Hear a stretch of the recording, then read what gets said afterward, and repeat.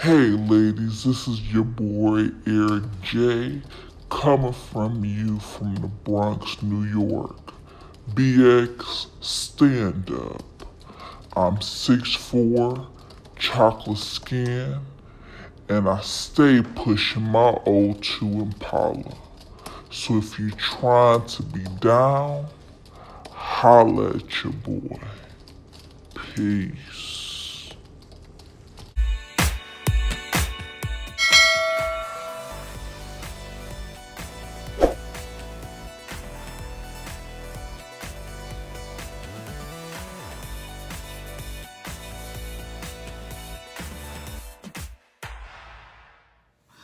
What up, though? This is HD from 313 coming back at you with another video. All right, so in reference of this month being Pride Month, I'm going to have a sit down with you guys and do my coming out story. So, yes, I am guilty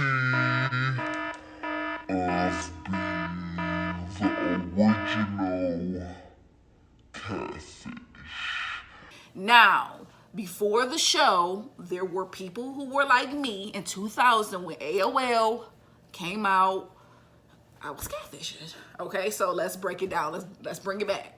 So it didn't come out to my friends until like high school. But before then, I knew at a very early age that I was gay. I'm not gonna, sugarcoat it. I'm not gonna say different. I'm not gonna say like, weird. I'm gonna say what it is. I knew that I liked women, but it wasn't until like high school where I really was able to explore the different gay shit.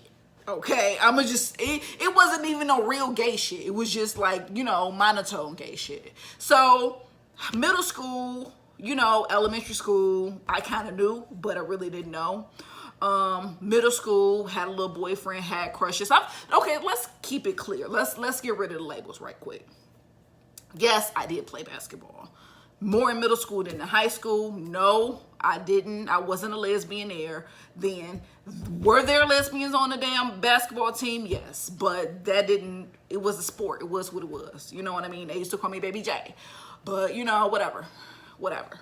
Um, High school, I played a little bit of sports, volleyball, basketball, but I really was into more of my academics in high school. But 2000, AOL, chat rooming it up, okay?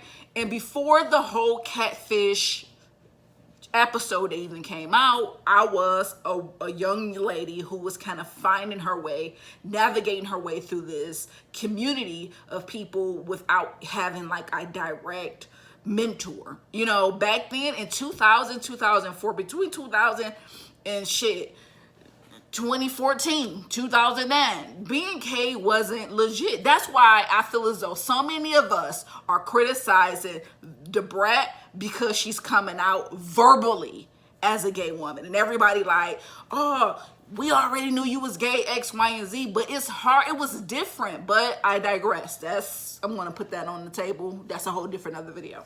So coming up in middle school, dated some guys, off and on, not for real. I was always like the sister or the bro with my male friends. It was never like, damn, Hillary, she kind of fine. I really never got that from them. And that was okay because I was kind of looking at their sisters or their cousins. So it was what it was. So it wasn't until ninth grade where a lot of stuff was just kind of transgressing. One, I was able to go over my father's house and get on the internet. Back then, okay, to my youngins, I tied up the phone line. Back then, the internet was connected to your phone line. And in order to call, you had to catch me when I was online. Other than that, you wasn't going to get through. So I had like hours to where during the day, call all you want to, because between this time and this time, I was on the computer on the chat lines. And at that time, not knowing that I can really be myself, I was catfishing girls. I was talking to women. And that was like my first introduction to the whole gay community. Like, damn, my name is Eric and I live in New York. You could be any, just like now I feel as though to a certain extent, you can be anybody that you want to be. I was doing that for a period of time, hurt so many people's feelings when they found out like I was a girl. And then that was never really my stilo. Even to this day, I'm not the type of lesbian that have interest in dating straight women. If you're straight, you like heterosexual, you dick, bataz, whatever, do you. That's not, I prefer for a woman to be 100% authentically herself and preferably a lesbian. So I don't have to deal with the bullshit. So with that being said, I used to get online and talk to women once I had the whole catfishing thing out of my system, once I discovered LGBTQ chat rooms. Hello, okay? All night with man, all night. My daddy like, Hillary, go to bed. I'm like, all night, call me. Used to walk, okay? This is another thing with like how time has just progressed. Go and get my minute card because Becky in Miami, yes. Me and Becky used to, Becky, call me. Oh, look, Daddy, please can I have this minute card because I got to talk to Deanna in New York. Okay? Like, I used to talk to women. I had a friend in Florida, a friend in New York, a friend in California. When Ludacris said I had hoes in different area codes, it's pretty much, well, yeah, I did. I had women friends in different area codes, but I was not living the same life in reality. In reality, I was a young lady in a closet, just kind of finding my way through the whole high school experience as a closeted gay. Now, once I got to high school, I did meet a friend who was going through the same experience as me. She was a grade ahead of me, so we clicked because she was able to say like, yeah, I'm gay. And I was able to say, yeah, I'm gay. And we were able to kind of go through our journey together as gay girls. And shit got complicated. I'm gonna keep it real because I was the type of woman or the type of girl who passed. Even to this day, to a certain extent. Like, if you don't know that I'm gay, then you don't know me. And you can assume all you want to, just like with the brat. We assume, of course we knew it was what it was. If you walk like a duck, talk, quack like a duck, but she never verbally said it. So I had that to a certain extent, that stigma upon me to where people probably knew, but they never asked me or never caught me saying like, yeah, I'm gay. Now, I did date guys in high school. I went to 2 proms. One of the prom, my senior prom, I wasn't, it was just a last minute type of thing. But the first, my junior prom I went to, the guy really liked me. He was cool, you know what I mean? I was there for the shits and giggles. I mean, if you was gonna pay for everything, I'm showing up. And I never really had a problem with dressing in women's clothes. I call it dressing up when I do the lipstick and things of that nature. I call it dressing down when I throw on the fitted and I throw on more, I guess, masculine clothing. I feel as though I can do both, and I put my flair in both of the situations. So 9th grade, I end up meeting my good friend at the time. Nick is what I called her. And we were just kind of navigating, okay? And it was so fucking hyped to be able to, I guess, live in multiple worlds. Because with my closest friends are straight women. And I was able to still be myself with them. It wasn't like, oh my God, look at me, give me a Ray-Ban bracelet. But with Dominique, I was still able to have that commonality to where like, dang, she fine, or, you talk to her, or, things of that nature. And then I had the weekends to where when I went over my father's house, I was able to be this whole different other person. So I was living multiple lives, and it kind of got frustrating, to be honest with you. But anyway, went to 9th grade, here comes 10th grade, right? So 10th grade, I end up walking down the hall, backpack on, back then, my backpack used to be Clutch. It was a big ass high school. Clutch it, focus.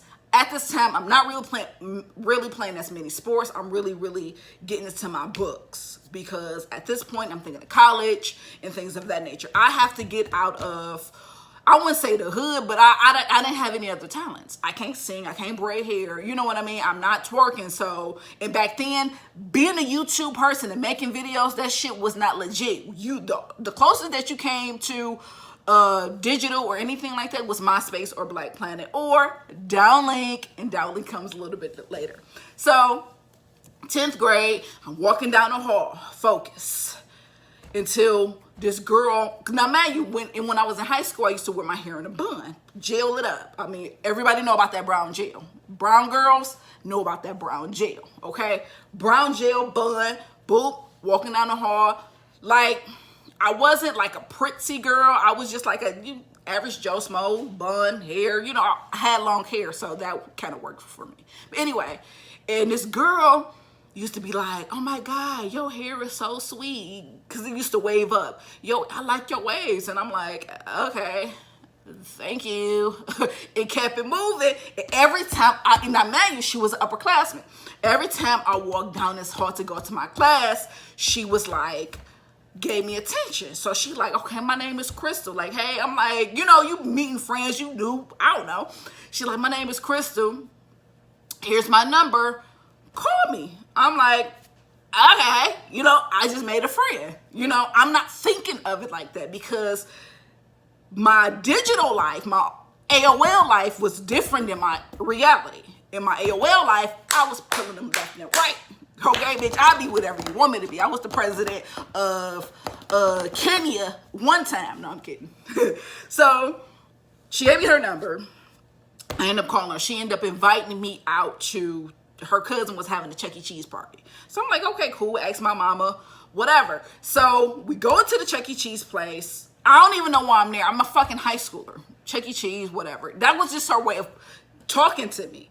So we in the van. This is how I met my best friend. We in the van. My best friend, who was, I didn't even know her at the time. My best friend was in the front seat. We were in the back seat. And she like, give me a kiss.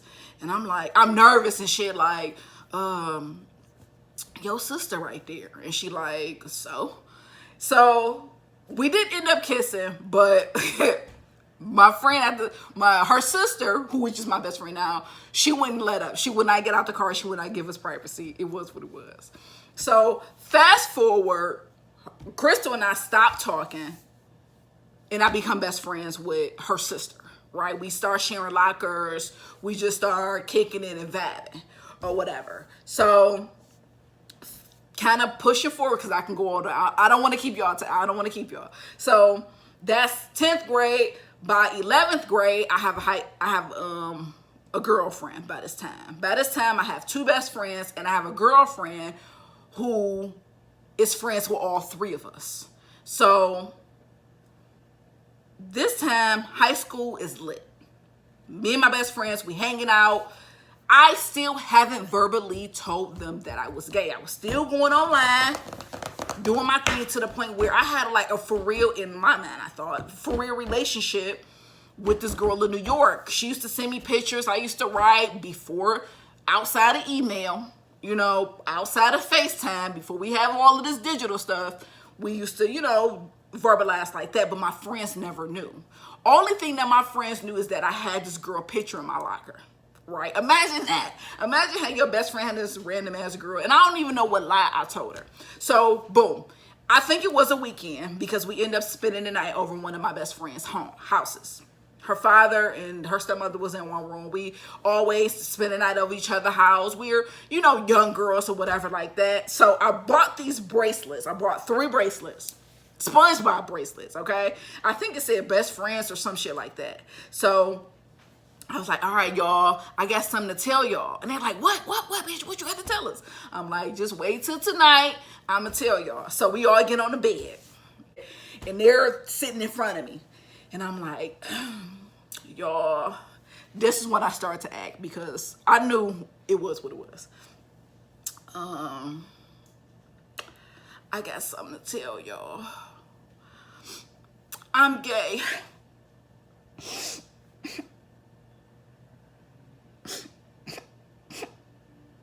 And they like, bitch, we already knew that you was fucking gay. It was just like fake tears. I wasn't really, and I don't even think they know that I wasn't for real crying, but whatever. Like, because like we already know Hillary. Anytime that, you know, I wasn't the friend that, you know, with them, they like gas, attracted to gas, talking to gas, you know. Prom was that's a whole nother video with prom. But anyway, so everything was kind of cool. Like, it was an easy progress. And I'm so thankful for that, for them to accept me, because they could have been like, ugh, hell no, we ain't fucking with no dykes. You know, they, at that time, guys, being gay was not legit. Like, now we get, you know, babies coming out as transgender as 5 years old. Like, back then, during those times, like 20 years ago, 20 plus years ago, it wasn't legit. So I was so thankful that I was able to come out. Now, do they know that I was catfishing girls? No. By the time I got my real girlfriend, shout out to my real girlfriend, at that time in high school, I stopped catfishing. I stopped. I was able to blend both of my lives together, the life that I wanted and the life that I had. And during this time, I was able to journal. And journaling really, really helped me. I think my mother read my journal one time. I don't know. Whatever. Journaling really, really helped me kind of get through high schools, the ins and outs, me liking girls, me even being attracted to guys. I think I had a boyfriend in high school too. I think that was like 10th grade or whatever like that. You know, you really exploring. Like, I think a misconception is as well when it comes to lesbian and sometimes gays, I don't know for sure because I'm not a gay male, is that people think that just because I like females, I want to be a guy. Just because I can wear the shit, that don't mean I want to be a guy. Like, I have no inspiration to being a guy. I still find guys attractive. Tall guys, short guys, chocolate guys, you know, the beard, everything. Like, oh my God, he is so cute. He is very, very handsome. He is fine as hell. Do I find him sexually attractive? Not at all. No, I don't. No. I mean, I dated in college, had this guy that I was really into. Could have probably took me to the other side, but it wasn't to where it's like, oh my God, you know, I'm so hot. No, it wasn't anything like that. So that was my coming out story with my friends. Now, if you want to hear a horror story, I might do one when I came out to my mother, when I was dragged out the closet. Comment below if you want to hear that story. When I was coming out to a black mama in the 90s, 2000s, baby. No, it wasn't all of that. So, again, like this video, subscribe, comment below. What was your coming out stories? I know I'm old. Do people even do coming out stories anymore? I don't know. But stay tuned to the next video. Until the next time, peace.